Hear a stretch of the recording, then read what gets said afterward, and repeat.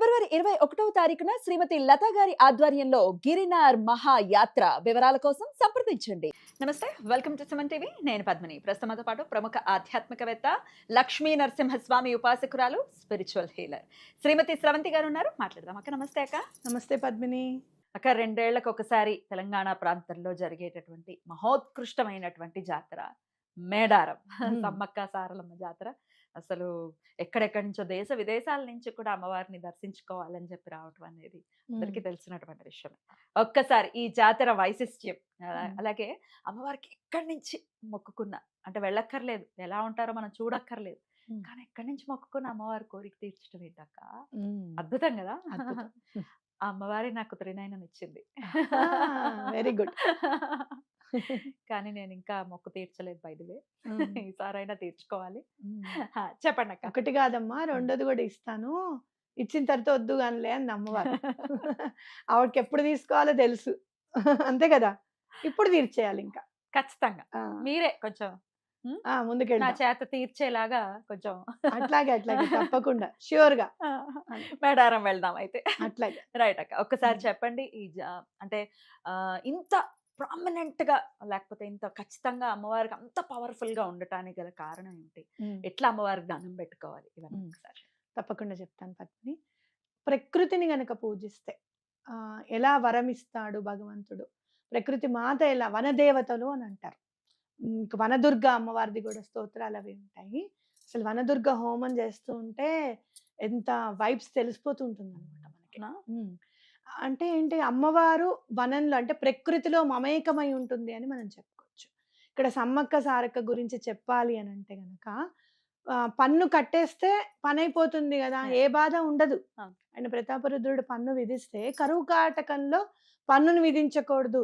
ఈ కథ మనకి ఎలా కనిపిస్తుంది అంటే, అధికార వ్యామోహంతో గనక, అధికార దర్పంతో, అహంకారంతో గనక రాజు ఎవరైనా సరే గనక ఇలా చేస్తే అసలు సమూలంగా రాచరికాన్ని ఎట్లా నిర్మూలిస్తాడు సాటన్ అనేది ఇక్కడ కనిపిస్తుంది. అర్థమైందా? సాటన్ చూసి చూసి చూసి ఆయన అన్ని లెక్కలేస్తూ ఉంటాడు కదా. అయితే ఇప్పుడు ఏం చేయాలి అని అంటే, ప్రజలు పాలించుకుంటే బాగుంటుంది. అక్కడి నుంచే మార్పు వచ్చింది. అప్పటి నుంచే మార్పు రావడం అనేది స్టార్ట్ అయింది. అంటే రాచరికము అనేది నెమ్మదిగా నిర్మూలన అయిపోయింది అని అంటే గనక దీనివల్లనే.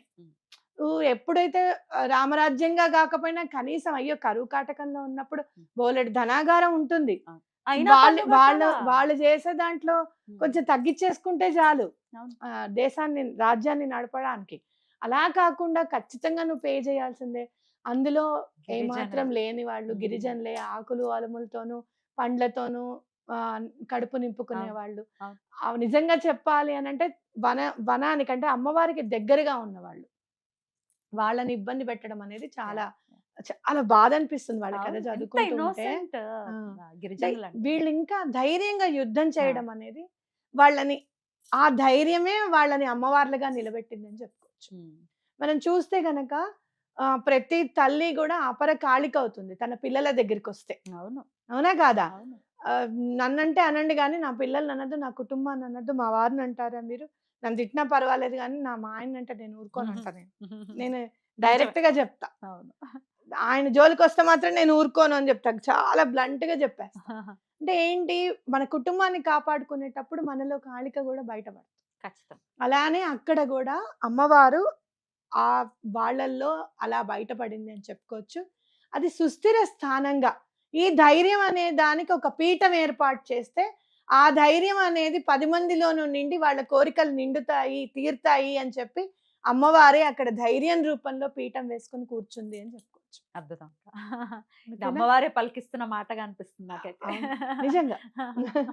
ఎందుకు అని అంటే, సమ్మక్క సారక్క అనంటే చాలా రోజుల క్రితం, ఒక 10 years బిఫోర్, ఒక అబ్బాయి ఉండేవాడు మా ఇంట్లో రెంట్కి, రాజేందర్ అని చెప్పి. ఆ అబ్బాయి అన్నాడు, మా చెల్లెల జీవితం చాలా బాగుండాలి అని చెప్పి దండం పెట్టుకొని, నేను బెల్లం ఇచ్చొచ్చాను, దండం పెట్టుకున్నాను, నేను ఇస్తాను, బంగారం ఇస్తానని. బెల్లం అనకూడదు, బంగారం అన్నమాట. అమ్మవారికి బంగారం సమర్పించుకుంటా అని చెప్పి నేను దండం పెట్టుకొని వచ్చాను అంటే, అతను కేవలం మమ్మల్ని అక్క అక్క అని పిలిచేవాడు అంతే.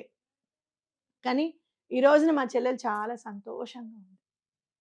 ఎప్పటికైనా సరే అమ్మవారు తీరుస్తారు అని తీరుస్తారు. చెప్పేది ఖచ్చితంగా మనం మేము దండం మొక్కుకున్నామండి మా పెట్టుకోవచ్చు. కోరిక తీరలేదని అంటే దానికి కొంచెం సమయం సమయం ఇవ్వాలి. ఇవ్వాలి. ఉమ్, ఉమ్, అలాగే అమ్మవారి మీద ప్రగాఢ విశ్వాసం ఉండాలి. ఉమ్, ఆ అబ్బాయి చెప్తున్నప్పుడు అవునా అని అన్నాను నేను. ఏమో 2 చేతులు ఎత్తి అమ్మా నిజంగా ఆ అబ్బాయి దండం పెట్టుకున్నాడు. నేను కూడా దండం పెట్టుకుంటున్నాను అని గనక నేను పెట్టుకునుంటే ఇంకా తొందరగా అయ్యేదేమో. ఉమ్, నేను చెప్తున్నా నీకు. ఉమ్. అవునా అప్పుడు మనకు తెలీదు కదా! తెలీదు సమ్మక్క కదా. సారక్కన అవునా అలా దండం పెట్టుకుంటేనా మంచి పని చేశావు అని అనుకున్నాను గానీ, నేను కూడా పెట్టుకుంటే అయ్యేదేమో ఇంకా ఉమ్, ఫాస్ట్‌గా. ఉమ్. అర్థమైందా అంతే నీకు? అంతే. ఎక్కడున్నా గానీ ధైర్యము అనే రూపంలో అమ్మవారికి మనకు అండగా ఉండాలి అని అంటే గనక, మనలో నమ్మకం అనేది యాడ్ అవ్వాలి. ఓకే. 2 చేతులు ధైర్యం, నమ్మకమే ఈ 2. ఉమ్. ఆ! అమ్మ నువ్వున్నావు అనే నమ్మకం, అమ్మ నువ్వున్నావు అనే ధైర్యం. ఆ. ఈ రెండే ఆ ధైర్యానికి, నమ్మకానికి ప్రతిరూపాలే సమ్మక్క, సారక్క. అద్భుతం. అంటే మేము ఆడవాళ్ళమైనా సరే, మేము పోరాడతాము. ఈ పన్ను మేము కట్టము అనే ధైర్యము. ఉమ్. మేము పోరాడితే ఎలా అయినా సరే ఆయన మనకి దారికొస్తాడనే నమ్మకము. ఉమ్. ఈ 2 అక్కడ పీఠం మీద ఉన్నాయి. ఎటువంటి పరిస్థితుల్లోనూ మీ పనవుతుందని నమ్మండి. ఎలా దండం పెట్టుకోవాలి? ఇప్పుడు సుదూర ప్రాంతాల్లో ఉన్నారు, వేరే దేశంలో ఉన్నారు, ఇప్పటికిప్పుడు రాలేని వాళ్ళు. మేము దండం పెట్టుకుంటాం అమ్మవారిని, మేము నమ్ముతాము. ఎలాగా? అలాగే తర్వాత బంగారాన్ని ఎలా సమర్పించాలి ఒకసారి చెప్పరా? తప్పకుండా చెప్తాను. హ్మ్. మీరేం చేస్తారు అనంటే 2 చేతులు ఎత్తి హ్మ్. దండం పెట్టండి. ఇప్పుడు గూగుల్‌లో సమ్మక్క సారక్క ఇమేజెస్ అని కొట్టండి. హ్మ్. అవి చక్కగా నిక్షిప్తం చేసుకోండి మీ కళ్ళల్లో. 2 చేతులెత్తి దండం పెట్టి, అమ్మ ధైర్యానికి, నమ్మకానికి మీరు ప్రతీకలు గాబట్టి, అదే ధైర్యంతోనూ, నమ్మకంతోనూ నేను దండం పెట్టుకుంటున్నా.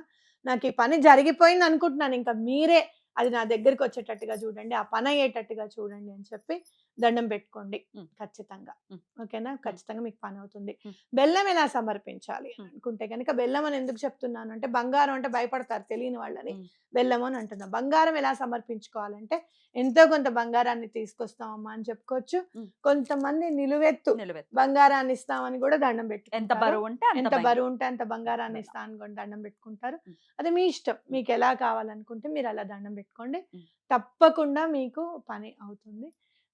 తెలంగాణలో ఒక చాలా ఇంపార్టెంట్ నేను చూసే చాలా అంటే అందమైనదుంది.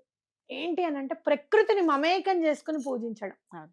మీరు బతుకమ్మ చూసినా సరే, సమ్మక్క సారక్క చూసినా సరే. అవును. 2 ఈవెంట్స్ కూడా గవర్నమెంట్ చాలా చాలా వైభవోపేతంగా. ప్రతిష్టాత్మకంగా తీసుకుంటుంది. ఖచ్చితంగా. ఆ జాతరని ఎనేబుల్ చేసుకుంది. హ్మ్. యెస్ ఇట్స్ అవర్స్ అని చెప్పి హ్మ్. ఒక హ్మ్. స్టాంప్ ఏసిందనమాట. అవును. కాబట్టి అంటే ఆహ్, ఏ రా ఏ రాజుకి వ్యతిరేకంగా అయితే పోరాడాడో, అదే రాచరికం దగ్గరుండి జాతరని చేయిస్తాం. చేయించే విధంగా హ్మ్. అమ్మవారు చేసుకున్నారనంటే ఇంక వాళ్ళ హ్మ్. ఇదేంటనేది మీరు అర్థం చేసుకోవాలి. ఖచ్చితంగా. పవర్ ఏంటో అర్థం పవర్ ఏంటో అర్థం చేసుకోవచ్చు. చేసుకోవాలి. అద్భుతం. ఆ! ఇన్ని వందల సంవత్సరాలుగా అమ్మవారిని అక్కడ కొలుస్తూ ఉన్నారు. హ్మ్. ఇప్పటికి ఇంకా ఇప్పుడు జస్ట్ ఇప్పుడే పరిచయం అయిందండి. ఇప్పుడే తెలిసిందండి. మేము కూడా దగ్గరవుతాం అనుకునే వాళ్ళకి ఇది ఖచ్చితంగా అవును. మంచి హేతు అవుతుంది ఈ వీడియో అని నేను ఆ! నమ్ముతున్నాను. చాలా చాలా అద్భుతంగా మాకు తెలియజేశారక్క. కృతజ్ఞతలు. నమస్తే అక్క. నమస్తే.